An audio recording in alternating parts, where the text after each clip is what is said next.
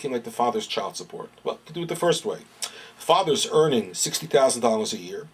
25% of $60,000 is $15,000. He should pay $15,000. There's another way to arrive at the conclusion of how much child support should be. Say like this. Both parents together are earning $100,000. 25% of $100,000 is $25,000. Of that $100,000, the father is earning 60% of it, so he will pay 60% of the $25,000, which is $15,000. So you came to the same number, the same conclusion, but there's one important difference. New York State looks at the second cheshbon, the second way of doing it, because New York State says both parents have to pay child support. Both parents are responsible to support their children. Since the child lives with the mother, we don't expect the mother to cut herself a check, but we expect the father to. But she also has an obligation. And it's important that women out there realize that the courts hold you liable for some degree to the support of the child. So in case there would be a change of custody, what would happen is that the woman would end up paying child support for the child she doesn't have, or that the husband has.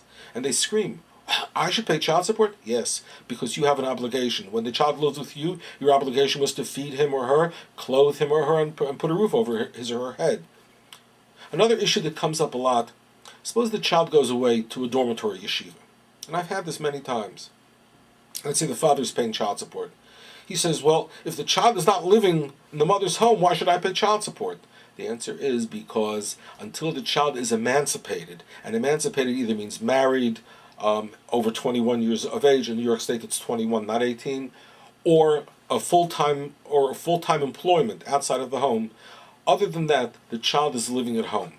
And the argument being, the child is still going to come home. The mother still has to put a roof over that child's head when the child comes back. The child is not off the hook until the courts say so. Or I've had cases where a child, let's say, goes to live with the other parent for a year or so. And I say, I deserve a break. Only if you do it on paper. Yeah, the parties can agree to it. But if it's not on paper, or there's not some sort of an agreement to that effect, anytime the wife wants, she can go back and say, pay up the back child support. Some husbands, and it could be a man or a woman, but I'm just going by the majority of cases, they fall behind. 1 month, 2 months, 3 months. After 3 months, many Rabbanim here paskin that it's permitted for the wife to turn the case over to Albany and let Albany collect. I advise all the men out there, do everything you can to avoid that. You do not want Albany mixing into your business, because once they get on the case, they don't get off so easily. And I'll give you a very interesting case that I had. There was a couple that got divorced. And the husband generously agreed to pay her $350 a week in child support. The moment he walked out the door of the Beis Din, he realized that there was no way that he's going to be able to do that. So he told the wife, would you settle for $250 instead of $350? Well, she said, fine. But the papers were already drawn up for the $350. But she never complained. Never complained.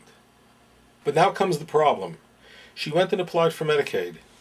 And Medicaid looked at the documents, saw that he owed so much, and the state is not going to pay out a penny if they don't have to. So they instituted the action against him, and he was summoned to pay up the arrears. He was summoned to court.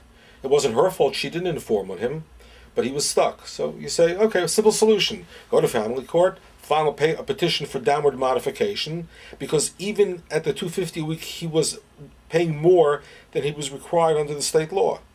The problem is that won't take care of the arrears. The old monies that were owed would still remain owed. Family court can only change the amounts from that day further.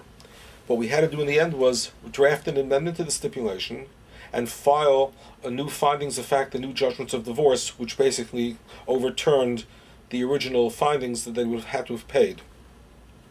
And a lot of women out there should be aware of that once they apply for Medicaid, the state will look into the child support, and there could be problems. By the same token, if the husband agreed to pay a lot in child support and then they apply for Medicaid, they may disqualify because they are taking in too much, and these are factors that should be considered in a divorce. And the real bottom line about agreements, remember, these are agreements, these are stipulations to settle. Neither side should be happy, because in order to have a good agreement, both sides have to give up something.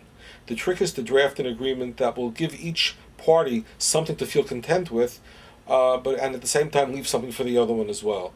And if you walk into divorce thinking, we're both going to live after this, and we both have to live, the husband and wife both should be able to remarry and start new families. And it's not easy. It's more expensive for two people to live separately than it is to live together. But those are the harsh realities. So a lot of wisdom has to go into these agreements. And you want to have somebody that's sympathetic. And you also, I know in my office, again, my office number is 845-426-3210. One of the things that I do not do is I do not charge for telephone calls unless they're lengthy and detailed. A simple what's happening or this or that, a question or two, I will not charge. I think it's horribly unfair to bleed a client for spending a minute or 2 or 3 minutes on the phone. So you want to look for an attorney who's understanding, sympathetic, and smart at the same time. And I wish all of you out there a lot of luck. You should never need me, but if you do need somebody like me, you know where to go. Hello, my name is Rabbi Baruch.